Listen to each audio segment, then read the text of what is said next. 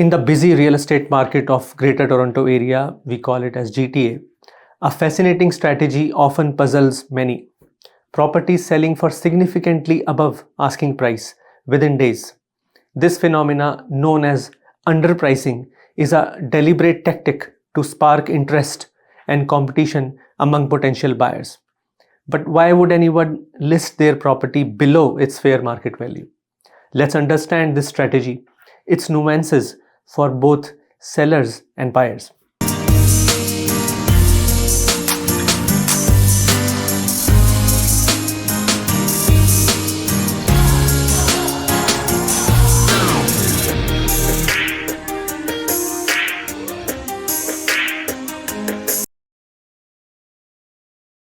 At the heart of real estate transactions lies the concept of fair market value, FMV. Fair market value is the price a willing buyer pays and a willing seller accepts, free from undue pressure.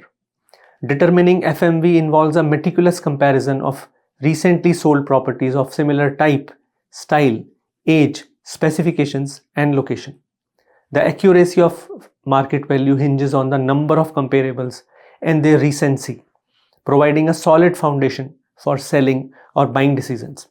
This is a scientific process in which the broker objectively reviews each one of the sold comparables with the subject property and comes up with the adjustments in order to arrive at the fair market value of the subject.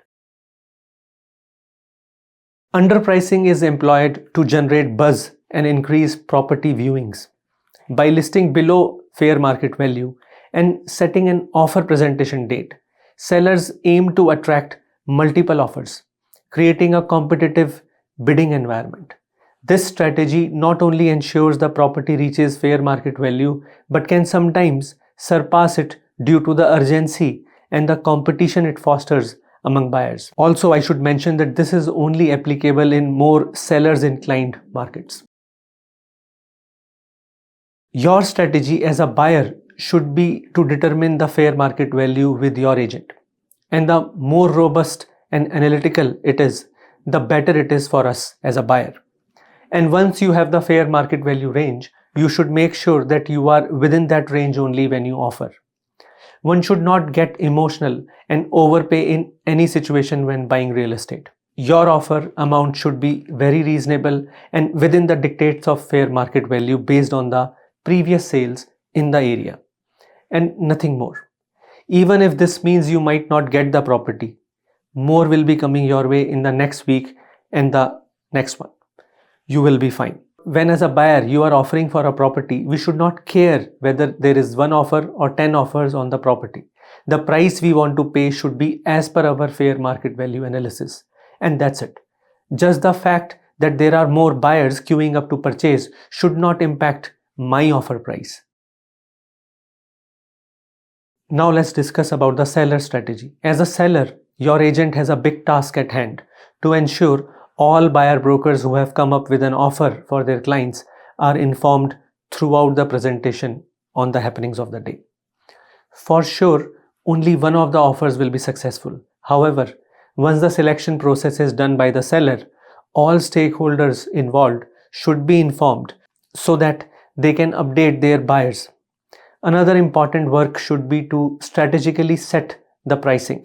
It should be less but not too far from the fair market value.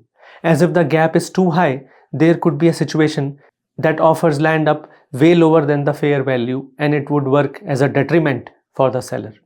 So the skill would be to select just the right price to make it low enough to generate more traffic. In conclusion, I can say that the strategy of underpricing might work all right for a seller. However, needs lot of careful planning to pitch it at the right price and not impact the ultimate selling price. Also for the buyers, it would warrant to have a good agent by the side to ensure they navigate it well and do not overpay for the property at any cost. Hope this helps to clarify the subject of underpricing. You can reach out to us for any real estate goals you have in the Greater Toronto Area, and we will be happy to help. We help our clients deal in residential, commercial, as well as pre-construction opportunities. Take good care and talk to you soon.